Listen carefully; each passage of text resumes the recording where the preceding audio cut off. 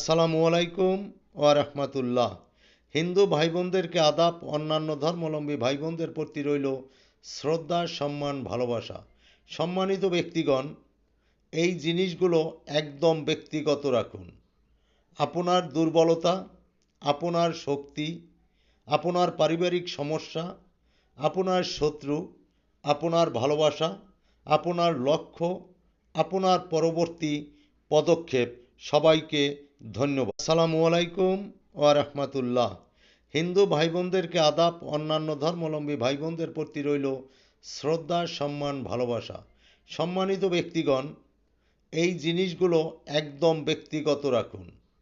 আপনার দুর্বলতা, আপনার শক্তি, আপনার পারিবারিক সমস্যা, আপনার শত্রু, আপনার ভালোবাসা, আপনার লক্ষ্য, আপনার পরবর্তী পদক্ষেপ।